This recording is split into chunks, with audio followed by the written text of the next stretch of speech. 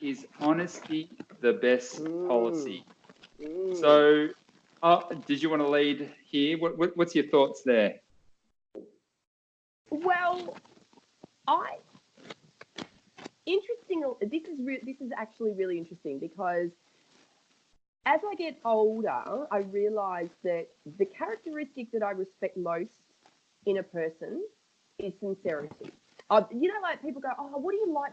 What is it that attracts you to someone? Is it because they're funny? Is it because they're smart? What is it? For me, I've realised sincerity. If someone is transparent and sincere, I really rate that in a person. And I think that's reflective of the circle of friends we have, the people that we let in. Generally speaking, the majority of them are quite sincere by nature, right? However, I don't think honesty is always the best policy. And, okay, I think two things. Number one, I don't think honesty is the best policy all the time. And number two, what I don't like is people that use honesty, in my air quotes, honesty, as a vehicle to just be nasty. It's like, oh, well, I'm just being honest. I'm just speaking my mind. It's like, okay, right, you're being quote unquote honest, but you're actually being really obnoxious as well. So in that context, I don't think honesty is the best policy. Like sometimes, like you're having a discussion or something, and someone's opinion can be quite aggressive or quite attacking in nature. Yeah, so it lacks a certain sense of tact. They don't. But it's like it's shrouded in, I'm just being honest. But no, you're just a piece of shit. Yeah. And we don't rate you, so you need to move on. Yeah, so that's my take on it. What's yours? What do you reckon? I think honesty is always the best policy. It is like one of my mantras in life to be as honest as I possibly can. It's actually, to your point, is one of the most appealing characteristics I think in people. You know, a lot of the time you can appreciate people's candidness rather than their flippant bullshit. You know, I prefer to be told exactly how it is rather than someone pretending to be something to make you feel better. There's no point. Like, I'd rather hear the truth than have it sugar-coated. I think especially in the workplace, I think this is a really prevalent thing where, say, like our workplace at the moment, where my boss, who's much younger than me, he's trying to really push down. He's been reading this book called Radical Candor, and basically it's about being as honest as you possibly can. You know, obviously you do it in the right way. Awesome but title. Yeah, I can't remember. It's written by. Let me double check. Who is that written by? Radical Candor. But like it was even in another book that I read by Jack Welch, the old CEO of General Electric. He was like the CEO for ages, and one of his actual tenets of being a great leader was radical candor. So this book was written by Kim Scott, Radical Candor. Yeah, but what bothers me, like, be truthful, but I think what bothers me is in the spirit that it's given. So maybe that's a different issue. Like some people they hide behind the fact that they're being honest when really they're just being contrary. You know what I mean? And all right, here's an example, right? Yeah. Say I got this haircut that just looked really bad. Yeah. But I like it. Are you? Because honesty is the best policy. Are you gonna? Yes. Are you gonna have a go? Oh, well, okay. Well, that again, bad example because it's you and me, so you're allowed to say that to me. But just say a co-worker. Would you say to that, man, what have you done to your hair? Would you say that? Yes.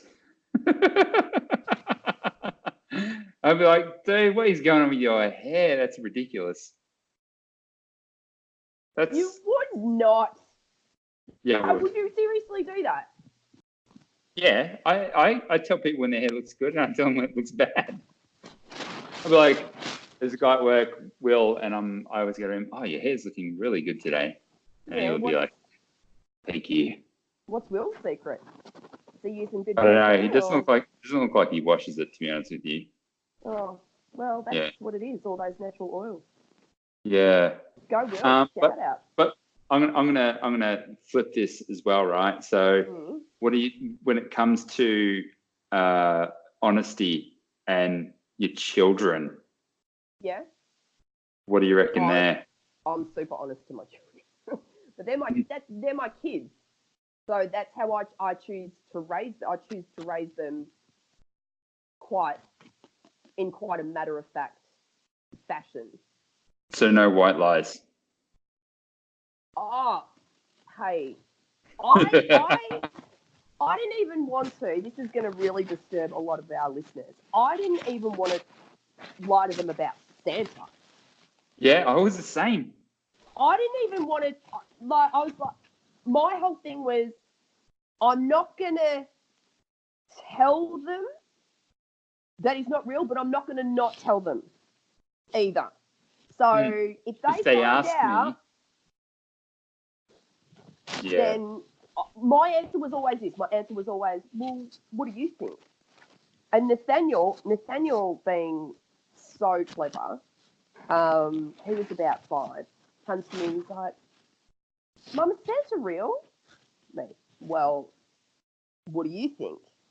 And he's like, you can't tell me that one dude gets around to every kid on the face of this earth in one night. He's not real, is he, Mum? And I'm like, well, interesting point that you raised, son. Just Google it, mate. So anyway, he's ruined it for his sister. Poor thing. He told her? Yeah, it's like, Molly Bell, there's no Santa. And I'm like, did you tell him the rule though you're not supposed to say? Oh, he's autistic. He's just... And if you want honesty, speak to an ASD kid. They'll give you honesty. Well, that's why sometimes I think they are like my measure. Like if I'm sort of like, I'm like, oh, do I like this person? I'm not quite sure. They are my measure. They will always let me know when someone's great or if someone's a little bit. Well, that's why I kind of sometimes think that I might be like slightly on the spectrum because of how. I would not disagree with that.